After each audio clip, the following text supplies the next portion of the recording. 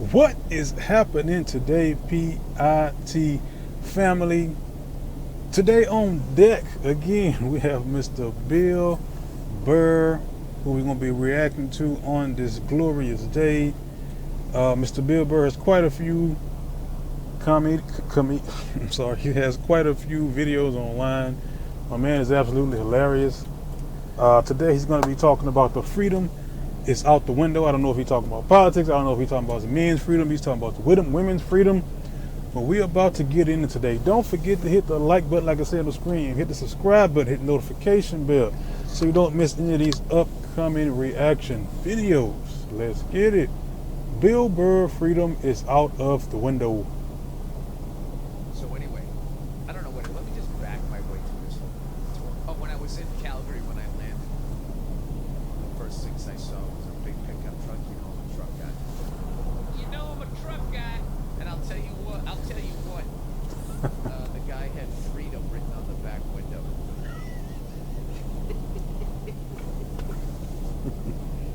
Those poor people. Freedom.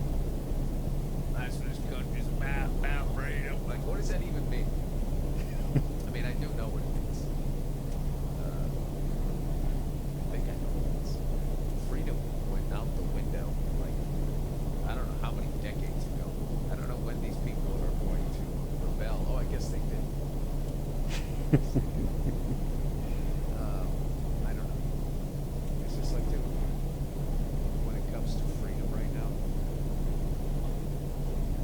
what would you attack first? If you really wanted to reclaim whatever the fuck it is you're claiming, and I am assuming that when you mean reclaim, you don't mean descent women or people who aren't white back in the fucking Stone Ages or, 20 years ago. Right.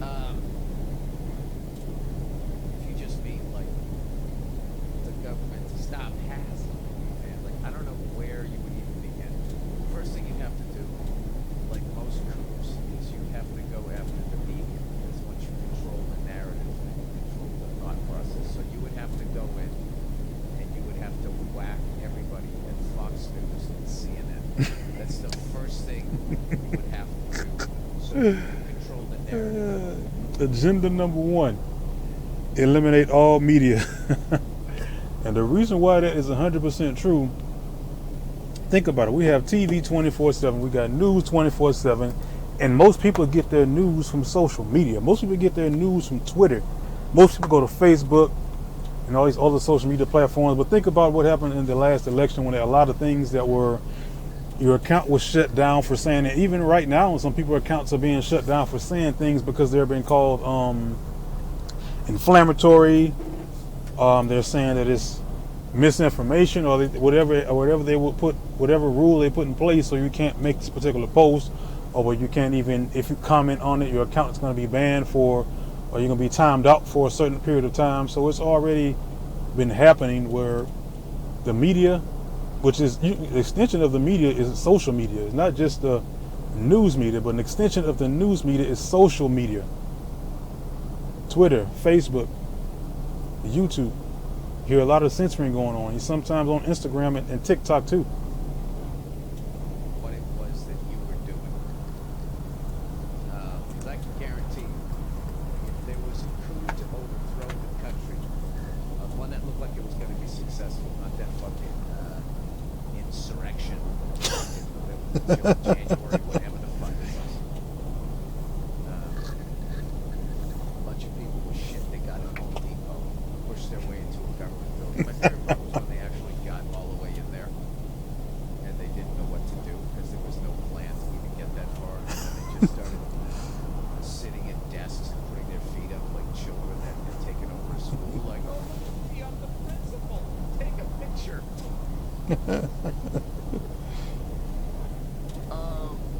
There was that aspect of it, and then the other aspect of it, which was fucking hilarious to me, is that a group of people armed with shit you get at Home Depot could somehow get all the way in to whatever that government building was called. The one with the nice dome. But if you sit down and you think about it, why, not why, but how would those people be able to get into a building that's supposed to have security, that's supposed to have guards? That you would think that if it's a certain amount of politicians in these buildings, you would think there would be some kind of protection outside and inside. But from what it looked like it wasn't. It looked like it was not. So I don't know who to blame for that. I hear stories on both sides of the aisle saying Trump told Pelosi that he was going to send National Guard. She declined. And I hear on the other side of the aisle saying that she didn't want them. She said she wanted them but didn't get them. So it's kind of like, who do you believe? Who do you get your information from? Where do you get your information? Are you listening to one side or listen to both sides? If you don't listen to one side, you're only going to believe one side. You're only going to take in that only a little bit of information. If you look into both sides, you can make your decision and still be somewhere in the middle and be like, I don't believe neither one of you, and I'll just go from there and I'll come up with my decision. But it's kind of like, The Capitol. That's where the House of Representatives and the Senate sit and debate things for corporations after the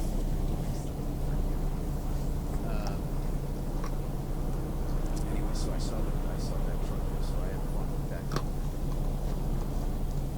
It's in the crowd. Tell them that I also had a truck with the shit that I was going to light on my back window just to annoy them.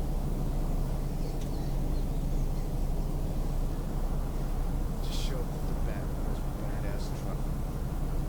And they just had a check their neutral bathrooms written on the back of them just to fucking annoy me. And just come out there and just make it be one of them. Loving guns and all this type of shit. You think this can just see if you can get them to get past what you had written on the back of your window. I keep seeing these memes about people like writing their whole all of their politics on their pickup trucks. That seems to be, is that like really happening? that's crazy. Or maybe other people with pickup trucks see it. I always love it because it's very like common sense. In other words, there's nothing behind it. Man, I shoot from the hip, man. I tell it like it is. It's just like, you know what that means? I don't read. I don't have nearly enough time put in on this topic, but I'm just like, you know, but I am arrogant enough to think that I can solve it without needing any of the information. Like, I got one for you. I know this full-on fucking narcissist. Not me. Another one. This full-on fuck. As I sit here doing a podcast by myself.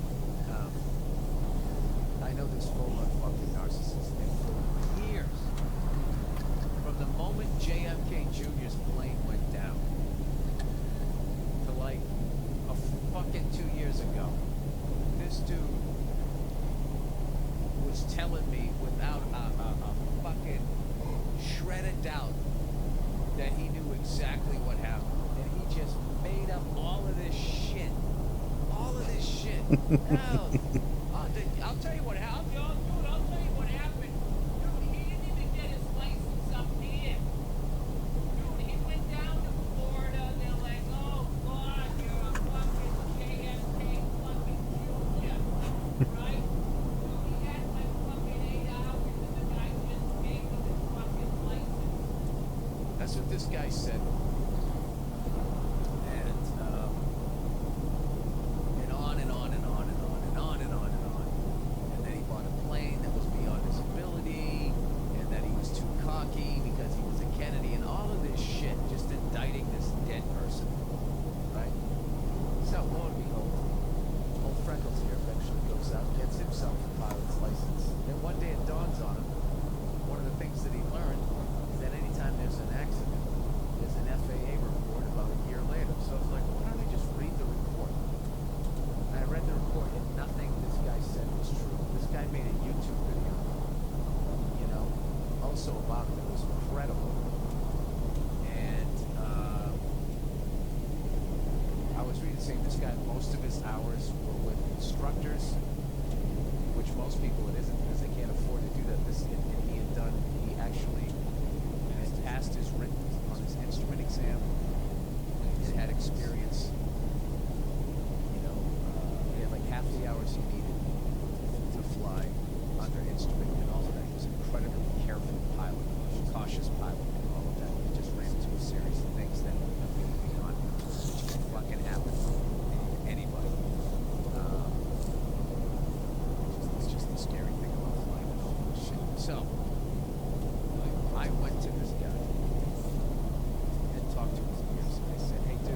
For some reason, this one isn't as funny as the rest. I guess because it's not stand-up comedy. It sounds like a clip that came from one of his podcasts, so it's not as detailed and not as clean cut and as direct as he normally is. So I'll still finish this one off, but it seems like this one isn't giving me the laughter that I would hope of the Bill Burr name. Yeah, I got my pilot's license, right? He's like, Careful up there, Joe. Want to stay on the ground where everybody's trying to 90 text messages without fucking looking at the road. Fucking text messages there, fucking car going right. Nice ride. That's what you want to be. Nice and safe. On the highway, there's a cross and fucking flowers on the side of the road every half fucking mile. and I'm like, yeah, I know this. I know it's dangerous. You're right. You're right. Listen, there's a whole FAA report on that JFK Jr. thing. You should really read it. And he goes, I don't need to read it. I go, I'm telling you, I go, everything that you're saying is wrong. This guy was actually a really good pilot, really cautious and all that. And I said, and he started saying again what he thought happened with full fucking confidence. I'm like, dude, that's not what happened. I go, there's an FAA report. Read it. And he goes, I don't need to read it. And I just bursted out laughing. And I was like, all right, man. That's what I did. And that's the only thing that shuts somebody down. He goes, what? What do you mean, all right? I go, nothing. I get it. You know what happened. Well, no, dude. Well, it's just like, I just told you, there's a group of people that's their job to figure out what went wrong. You're not even in aviation. You don't even have fucking a model plane. You're telling me that you know more than the fucking FAA knows without even reading a fucking.